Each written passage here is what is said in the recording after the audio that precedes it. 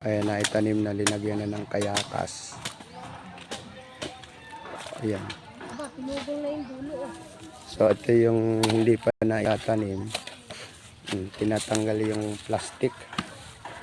Kasi yan ay mapuputol.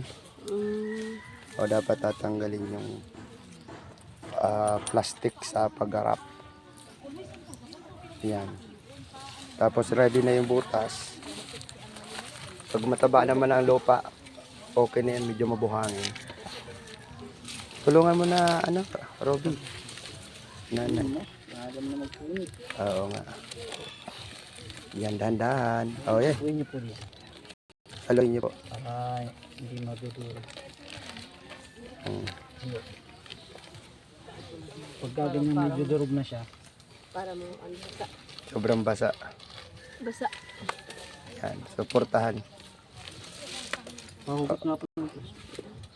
Okay, tapos ilalagay. Yun. Medyo malalim ng konti. Tabunan na. Tinisan ang paligid. Para po sa ko na yan. Oo. Yung maras. Yan.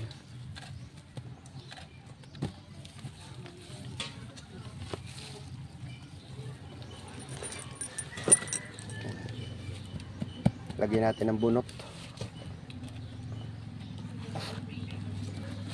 Para hindi masyadong matuyo. Kung aabutan pa raw. Ay, lampas pa. Sobrang abot ka. 3 taon lang ako, bubungan yan. 3 taon nagbubunga na yung Oh, pwede. 3 taon na ibunga na. 5. Basta aalagaan, baka mauna pa ang damo. Laging nilinisan. Ini-spray. Yan po kahit, ini-spray, hindi ini-spray. Pausok, ito dito. Pausok. Pausok lang. Pero pag kunena, hindi na, kahit hindi na spray yan ang pampabunga. Pagpapausok, oo. Pero kung gusto nyo maraming buong, sprayan talaga. Ito, si Robby, lagyan na natin. Anong pang-spray po kagaya ng ibinigay niyo? Hindi, Hindi, iba. Ah, iba po. Iba yun. Ay, oo. Yung ginagamit sa mangga. Oo, ginagawa ko nila. Yan, mga 2 linggo, pwede nyo nang alisin paunti-unti yung ano.